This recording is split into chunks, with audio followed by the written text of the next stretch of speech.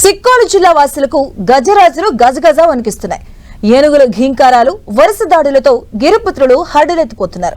పగలు రాత్రి అనే తేడా లేకుండా గజరాజులు గిరిజన గ్రామాలపై దండయాత్ర చేస్తూ ఉండడంతో స్థానికులకు కంటి మీద కునుకు లేకుండా గడపాల్సిన పరిస్థితులు దాపురించాయి. ఏ క్షణాన ఏనుగుల గుంపు తమ గ్రామాల మీద దండయాత్ర చేస్తుందో తెలియక స్థానికులు ప్రజలు హడలెత్తిపోతున్నారు. శ్రీకాకుళం, మన్యం జిల్లాల వాసులను గజరాజులు గుంపు గడగడలాడిస్తుంది. దశాబ్ద కాలంగా పైన ఏనుగుల గుంపు చేస్తున్న అలజడికి గిరిపుత్రులు గజగజ వణుకుతూ ప్రాణాలు అరచేతిలో పెట్టుకుని జీవనం సాగిస్తున్నారు. అర్ధరాత్రి అపరాత్రి అనే తేడా లేకుండా ఏనుగులు గ్రామాలపై దండయాత్ర చేస్తూ ఉండడంతో గిరిజనులు భయంతో వణికిపోతున్నారు. గ్రామాలకు కోతవేటు దూరంలోనే ఏనుగుల గుంపు తిష్టవేస్తూ ఘీంకారాలతో ప్రజలను బెంబేలెత్తిస్తున్నాయి. కొద్ది రోజులుగా గ్రామాల్లోని వీధుల్లో సంచరిస్తూ అలజడి చేస్తూ ఉండడంతో ప్రజలు ఉక్కిరిబిక్కిరవుతున్నారు.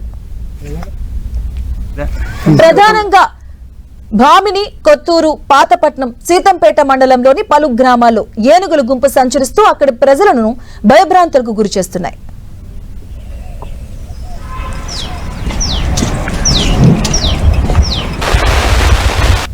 నా బాధలు పెట్టి మా వ్యవసాయం అంతా నష్టం పెట్టేస్తాయి. 2-3 లక్షల రూపాయలు మొదలుపెట్టి కొనడానికి సంవత్సరం పొడుగు నీరు కట్టుకొని నిప్పులు చేస్తున్నాం. నీరు కట్టుకొని అన్ని బాధలు పడుతున్నాం తండ్రి. ఎవరు రైతు ఇది ఫారెస్ట్ రైతుల మనుషులు వస్తుంటారు, అక్కడ ఉంటుంటారు. వాళ్ళు పొద్దుపోగట్లు వాళ్ళ ఇంటికి వెళ్ళిపోతుంటారు తండ్రి. రేయ పొగులు కష్టపడతాను. ఇప్పుడు ఒక అంటికాయలు అమ్మలేదు, ఇదిగో అంటికాయలు వేసినాయి. ఇక అమ్ముకుంటామంతటికి వీళ్ళకి చేసినాయి.